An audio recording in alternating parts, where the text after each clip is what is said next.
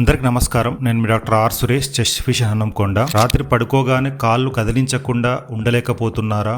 కాళ్ళల్లో ఏదో పాకుతున్నట్టుగా చిరాకు, మండుతున్న ఫీలింగ్ ఉందా? అయితే ఇది రెస్ట్లెస్ లెగ్ సిండ్రోమ్ కావచ్చు. రెస్ట్లెస్ లెగ్ సిండ్రోమ్ అంటే ఏమిటి?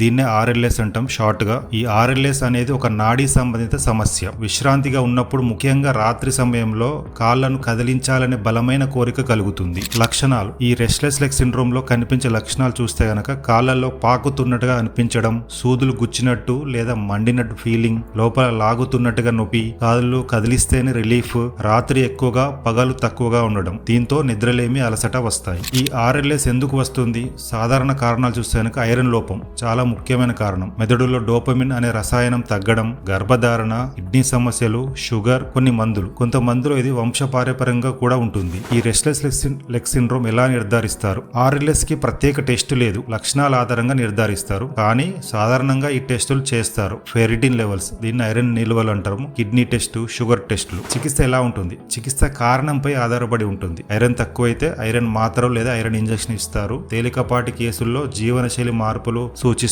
తీవ్రమైన కేసుల్లో మాత్రం డోపమిన్ పనిచేసే మందులు ఇస్తారు. ఈ మందులు డాక్టర్ సలహాతోనే తీసుకోవాలి. ఇంటి వద్ద పాటించాల్సిన జాగ్రత్తలు: ఈ చిట్కాలు చాలా ఉపయోగపడతాయి. 1. రోజు ఒకే సమయానికి నిద్రపోవడం, పడుకునే ముందు కాళ్ళ స్ట్రెచ్చింగ్ చేయడం, కాఫీ, టీ, మద్యం తగ్గించాలి, స్మోకింగ్ ఆపేయాలి, నడక లేదా కాళ్ళ మసాజ్ చేసుకోవచ్చు. పడుకునే ముందు కాళ్ళపై వేడి లేదా చల్లటి కాపడం పెట్టడం. ఎప్పుడు డాక్టర్ని కలవాలి. మీ నిద్ర ప్రతిరోజు భంగం అవుతుంటే, పగలు అలసటగా ఉంటే, లక్షణాలు పెరుగుతున్నట్లయితే తప్పకుండా డాక్టర్ని సంప్రదించండి. సో ఫైనల్ గా నేను చెప్పేది ఏమిటంటే, రాత్రి కాళ్ళ అసౌకర్యాన్ని నిర్లక్ష్యం చేయవద్దు. సరైన చికిత్సతో నిద్ర, జీవన నాణ్యత మెరుగుపడుతుంది. ఈ వీడియో మీకు ఉపయోగపడితే లైక్ చేయండి, షేర్ చేయండి మరియు నా యూట్యూబ్ ఛానల్ని సబ్స్క్రైబ్ చేసుకోండి. ధన్యవాదములు.